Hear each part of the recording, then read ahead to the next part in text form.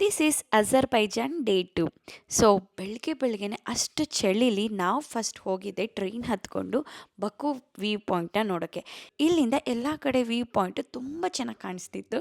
So ಅಲ್ಲೇ ಸ್ವಲ್ಪ time spend ಮಾಡಿ ಓಡಾಡಿಕೊಂಡು ಮತ್ತೆ ಅದೇ ಟ್ರೈನಿಂದ ಕೆಳಗೆ ಬಂದು ನೆಕ್ಸ್ಟ್ ನಾವು ಹೋಗಿರೋದೆ ಕಾರ್ಪೆಟ್ ಮ್ಯೂಸಿಯಂ. ಇಲ್ಲಿ ಆವಾಗಿನ ಕಾಲದಿಂದ ಯಾವ್ಯಾವ ಥರ ಕಾರ್ಪೆಟ್ ಇತ್ತು ಮತ್ತು ಈ ಕಾರ್ಪೆಟ್ನೆಲ್ಲ ಕೈಯಲ್ಲೇ ಹೊಲಿತಾ ಇದ್ರು. ಸೊ ಅದನ್ನು ಕೂಡ ನೋಡಿದೆ. ಆಮೇಲೆ ತುಂಬ ವೆರೈಟೀಸ್ ಆಫ್ ಕಾರ್ಪೆಟ್ ಇತ್ತು. ಸೊ ಇದನ್ನು ಮುಗಿಸ್ಕೊಂಡು ನೆಕ್ಸ್ಟ್ ನಾವು ಹೋಗಿದ್ದೆ ಹೈದರ್ ಅಲಿ ಪಾರ್ಕಿಗೆ. ಅಲ್ಲಿ ನಾವು ಬೋಟ್ ರೈಡ್ ಮಾಡಿದ್ವಿ. ಸೊ ಸುತ್ತ ಆಂಬಿಯನ್ಸ್ ತುಂಬ ಚೆನ್ನಾಗಿತ್ತು. ಸೊ ಬೋಟ್ ರೈಡ್ ಮಾಡಿಕೊಂಡು ಅಲ್ಲೇ ಸ್ವಲ್ಪ ಟೈಮ್ ಸ್ಪೆಂಡ್ ಮಾಡಿಕೊಂಡು ಅಲ್ಲೇ ತಂಪಾದ ಗಾಳೀಲಿ ಸ್ವಲ್ಪ ಹೊತ್ತು ಕೂತ್ಕೊಂಡು ನೋಡಿಕೊಂಡು ನೆಕ್ಸ್ಟ್ ನಾವು ಓಲ್ಡ್ ಸಿಟಿ ಬಕ್ಕುಗೆ ಹೋದ್ವಿ.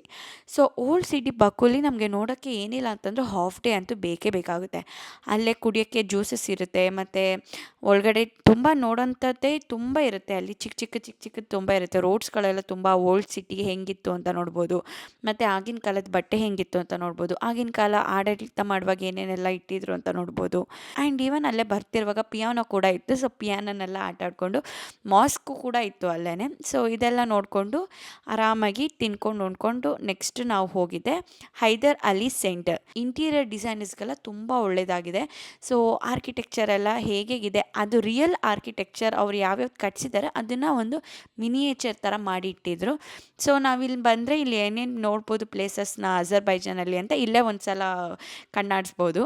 ಅದು ನೆಕ್ಸ್ಟು ಅದಲ್ಲದೆ ಇನ್ನೂ ತುಂಬ ಮ್ಯೂಸಿಯಮ್ಸ್ ಇತ್ತು. ಲೈಕ್ ಗೊಂಬೆಗಳ ಮ್ಯೂಸಿಯಮ್ಮು ತುಂಬ ಒಳಗಡೆ ನೋಡೋದಕ್ಕೆ ಏನಿಲ್ಲ ಅಂತಲೂ 2 ಅವರ್ಸ್ ಬೇಕಾಗಿತ್ತು.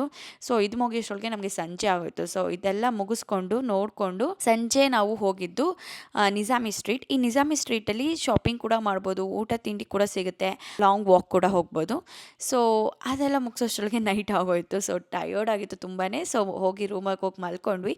ಸೊ ನೆಕ್ಸ್ಟ್ ರೀಲಲ್ಲಿ ನಾವು ಎಲ್ಲೆಲ್ಲಿ ಹೋದ್ವಿ ಅಂತ ಹೇಳ್ತೀನಿ. ಅಲ್ಲಿವರೆಗೂ ಟೇಕ್ ಕೇರ್, ಬಾಯ್.